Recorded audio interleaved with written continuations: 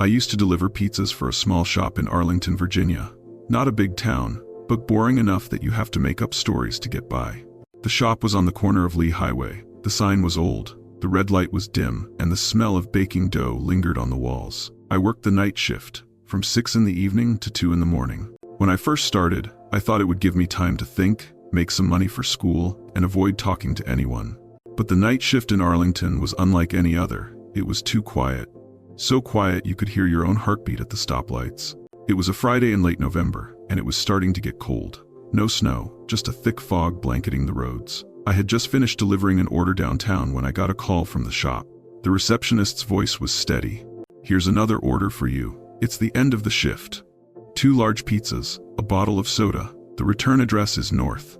I opened the screen. Customer name H. Done. Note, back door, don't knock. I remember staring at that note for a long time. It's not a mistake many old people leave strange notes. Some are afraid of noise, some have vicious dogs, some simply hate contact. But that night, on the green screen of my phone, it made me feel cold. I loaded the bread into the car. The smell of cheese and baking powder mixed with the plastic smell in the cabin. The radio played old songs, static. As I turned out of the center, the light thinned, then disappeared. The road to the north was narrow, lined with bare trees. Each time I passed, dry branches scraped against the rearview mirror, making a rustling sound like fingernails on glass. The GPS directed me to turn right into a small alley. The old sign, the letters almost faded. Hillridge Lane. I slowed down. The road was gravel, wet, no streetlights. The tires crunched. The fog was so thick I could only see a few meters. When I began to see a faint yellow light ahead, I knew I had arrived. The house stood alone, low-roofed, gray paint peeling in patches. No cars were parked.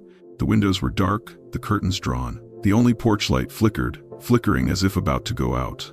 I stopped the car, turned off the engine. The sound of the engine died down, leaving only the wind and the cold seeping into my collar. I picked up the pizza box and walked around to the back as directed. The dirt road was wet.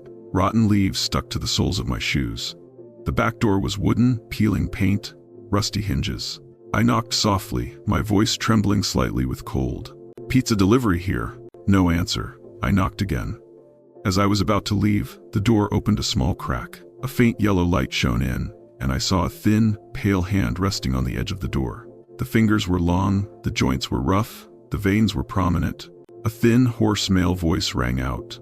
"Just leave it there. Money in the envelope." I looked down. A yellow envelope was lying on the floor. I put the pizza box down and picked it up. Inside were 2 slightly damp $20 bills. I said, "It costs $36. You gave me too much." He answered quickly, as if afraid I would linger. "No need. Keep it." Then the door closed, slowly, so quietly it didn't make a click. I stood there for a few more seconds, not knowing why. In the flickering light, I noticed a few scratches along the hinges, new, with sawdust on the wood. I turned back to the car. The air was thick with the smell of dirt and rust. On the way home, I didn't turn on the radio. All I could hear was the sound of tires crunching gravel and my own breathing. In the rearview mirror, the porch light was still flashing on, off, and I swear that at one point, I saw the light reflected off a figure standing in the middle of the street watching me. I arrived at the store at 1:37 a.m. The store was empty, except for the sound of the air conditioner. I gave the key to the manager, recorded the sales, and then grabbed my coat to leave. As I walked out the door, my phone rang. A message from an unknown number. "Thanks for bringing the items. Don't come back. No one wants to be seen." I stood there dumbfounded. I didn't remember ever giving my personal number to a customer. All communication went through the store's switchboard. I showed it to the manager. He looked at me, frowned, and then smiled wryly. Maybe someone on the team was joking. "You're tired. Go rest." I didn't say anything, just nodded. But that night I couldn't sleep. Every time I closed my eyes, I saw the thin white hand, the porch light, and the words "No one wants to be seen" repeating in my head, as steady as my breathing. The next morning, it was overcast. I went to the store early to return my uniform. The receptionist saw me, surprised. "You came so early?" I whispered. "The house last night, Hillridge Lane. Do you know who was there?" Her face changed. "Hillridge? What number?" 1175. "Are you sure?" I nodded. She stepped back, rummaged through the book, then spoke slowly. "I deleted that address. That house has been vacant since last year. No one lives there anymore." I turned on my phone, opened the map. But on the GPS, the green dot showed me stopping at an empty lot, with no buildings within a 200-meter radius. I didn't believe it. Went back to the order screen. The history said, "Order cancelled." I felt like something in my head was slipping out of place. I tried calling the customer's number again. The phone answered, "Number does not exist." That afternoon, I drove back to Hillridge. The road was the same, the fog was still thick. But where I remembered stopping, there were no houses. Just a flat, grassy area with a rotten wooden post broken in half. I stopped and got out. The wind was strong, carrying the smell of damp and rust, just like last night. When I got back to the car, the headlights caught something lying in the middle of the road. A yellow envelope, wet and muddy. I bent down to pick it up. Inside were 2 20s and a crumpled piece of paper. The writing blurred, only a few words readable. "No one wants to be seen." I stood still for a long time, listening to the wind in my ears, the grass brushing against my pants, and the plastic of the envelope rustling in my hand. I looked around. The forest was quiet. Not a house in sight, not a car. I threw the envelope back onto the road, got in my car, and drove away. The headlights cut through the fog, the light dissipating like smoke. I never went back to the store. I quit my job and became a daytime delivery man. I still pass through the north side sometimes, but I always avoid turning into Hillridge. Still, there are nights when I lie in my room, the wind whistling through the cracks in the door, the streetlights on the walls, and I remember that faint yellow light, the light that flickered on and off, like someone was still waiting. I don't know who I actually delivered the cake to that night, but sometimes, when I look in my rearview mirror on the freeway, I think I see a figure standing by the side of the road, arms hanging down, watching the car. Not moving, face unclear, just standing there, in the thick fog, and when I blink, the figure is gone, but the feeling of someone watching remains, as clear as breath in the glass. I don't tell anyone this story. I just write it down here, as a way to remember or to forget.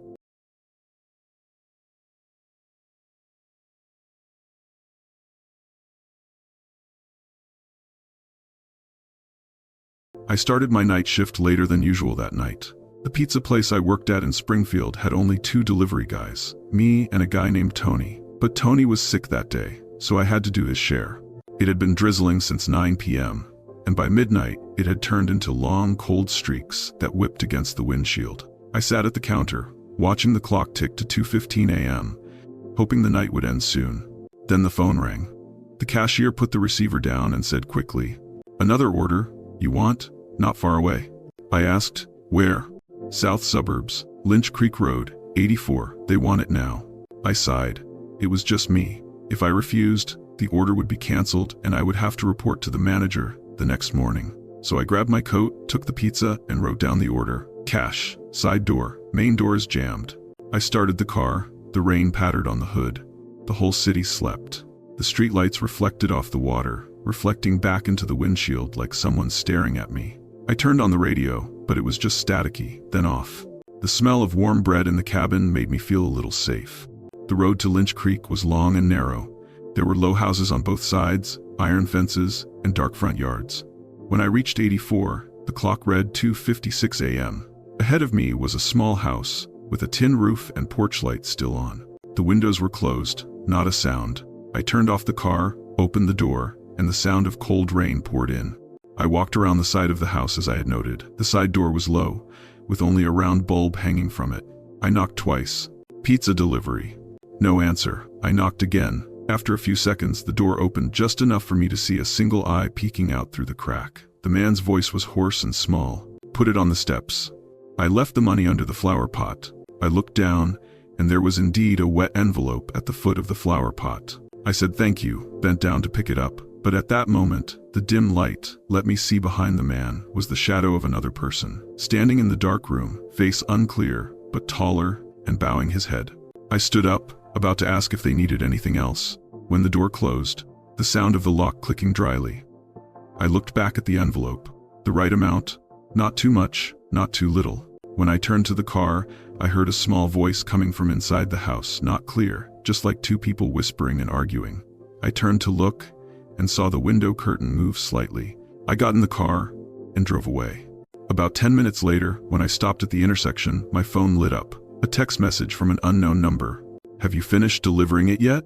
I thought it was the shop, so I replied, Okay, the customer has received it. 3 minutes later, another message came in, same number. Why are you lying? I frowned, typed back. Who is this? No response. I looked at the number again. It wasn't the shop. I felt a chill run down my spine. I tried to reassure myself. Someone must be joking. But after driving a few blocks, I noticed another car behind me. Black, low headlights, keeping my distance. The rain made it hard to see who was in it. I turned left, it turned left. I turned right, it followed. I accelerated, it accelerated too. I started to get scared. Springfield at night was so quiet that you'd notice the slightest sign of another car on the same road. I turned into the industrial park to try to distract myself. Cold neon lights cast a shadow on the slick pavement. When I rounded the corner of the factory, I saw the black car had stopped in the distance, its lights off. I waited a few seconds, then turned the car around. As I passed where it had stopped, I glanced quickly. No driver. The door was open, the seat empty. Rain was pouring in, water was pooling on the steering wheel. I didn't stop, just accelerated. It was almost 3:30 when I got to the shop. The door was closed, the lights were off. I parked in the back lot, opened the trunk to put the pizza box. Inside, there was a yellow envelope wedged between two empty boxes. I stopped, not remembering when I left it there. My hands were wet and cold. I opened the envelope. There was no money inside, just a crumpled piece of paper, the ink smeared by water. You didn't deliver to 84. You delivered to 82. I looked around. The parking lot was empty, only the distant streetlights. I got in the car, turned on the GPS to check. Sure enough, the order read, #height 2 Lynch Creek, not 84. I held my breath for a second. The image of the house just now, the envelope, the eye behind the door, and the tall figure in the room flashed through my mind. I didn't dare think any further. I started the car, turned around. I had to know who I had delivered it to. When I got back to Lynch Creek, the clock read 3:42 a.m. The rain was still falling, heavier. I looked for number 82, a low, dark house, the door slightly open. No lights, no car. I stopped, called out, "Pizza here, anyone want an order?" No one answered. I approached, the sound of water dripping from the porch, falling steadily onto my collar. I pushed the door open. It was wide open, the hinges creaked. Inside, the house was cold, smelled musty, and on the wooden table near the door, there was a pizza box exactly like the one I had delivered.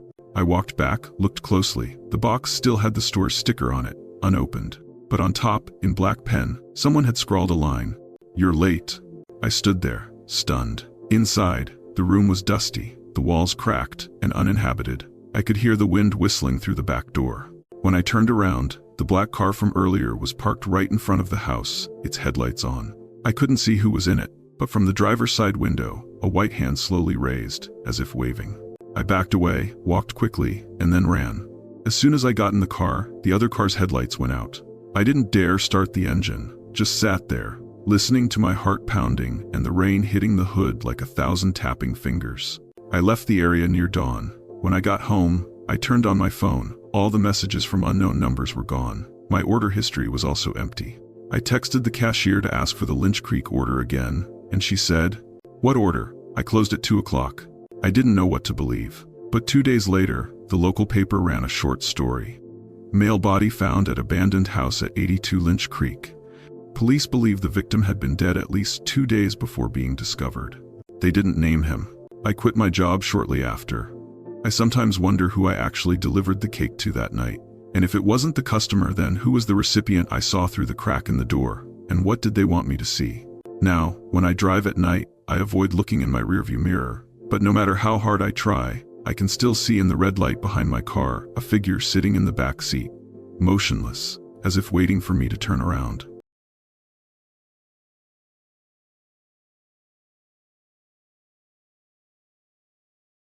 It's been more than 2 years since I last delivered pizzas, but sometimes, sitting in my car listening to the rain pounding on the windows, I still miss the smell of baking dough and the yellow neon lights of the shop. There was nothing special about the job, low pay, erratic hours, and routes so repetitive I could remember every turn with my eyes closed. But one night, on Cedar Lane, I realized some deliveries never really end, even after you leave the place. It was a weekend night, around 11 p.m. I'd just finished my last delivery at the center and was about to hang up when the phone rang. The receptionist at the counter said, "There's one more. You can pick it up. It's near where you live." I asked, "Where exactly?" "Cedar Lane." Number 205. Cedar Lane. A small road running through the woods, with only a few sparse houses. I delivered there a few times, usually to people who lived alone, old, or reclusive. I looked at my watch. 11:18. I sighed, agreed. The note read, 1 large pizza, cash. Side door, knock 3 times. I didn't find it strange. There were plenty of strange notes like that. I loaded the pizza box onto the passenger seat, started the car, and turned off the main road. Cedar Street was almost pitch black, no streetlights, just my headlights sweeping over the trees. The wind carried the smell of rotting leaves, and somewhere in the distance, I could hear an owl hoot. The GPS guided me to the middle of the road, where there were only a few old houses scattered among the clearing. When I got to 205, the clock read 11:46. The house looked different from any I'd seen before. Low roof, wood walls, a small porch, and a large window that opened onto the woods. A weak yellow light poured from inside. I turned off the car and opened the door. The air was chilly. The side door was on the left, hidden by some bushes. I walked up and knocked 3 times, as if on cue. A moment later, a low, soft male voice came from inside. "Leave it there, money in an envelope, by the porch." I looked down, and there was indeed an envelope. I put the box down and picked it up. Inside was a neat, clean $50 bill. I tapped lightly on the door. "You gave me too much, I don't have any change." The voice inside replied, "It's okay, thanks for coming, it's going to rain tonight, hurry up or you'll get wet." The voice was normal, but something made me hesitate. The way he said, "hurry up or you'll get wet," sounded like a warning, not a polite one. I turned away, but as I reached the car, I heard the side door open. The hinges creaked slightly. I looked back, the door was ajar, and a man stood behind the light, tall, thin, with silver hair, wearing a dark coat. He didn't say anything, just stood there looking at me. I bowed, said a quick goodbye, and got in the car. The headlights illuminated his face, but I couldn't see his face clearly, only the light reflected in his eyes, like 2 faint spots. I started the engine, backed out onto the road. When I turned, in the rearview mirror, I saw him still standing there, not moving. On the way home, I tried not to think too much. I turned on the radio, but there was only static. As I neared the intersection, my phone vibrated a text message from an unknown number. "You forgot to pick up the cake." I frowned. I looked at the passenger seat. It was empty. I was sure I had delivered. I stopped the car, opened the app again. The order showed completed. I was about to text back, "You're wrong," but stopped. I realized the text message wasn't from the order number, but from a completely different number. I turned off the phone and continued driving. The rain started to fall, heavily.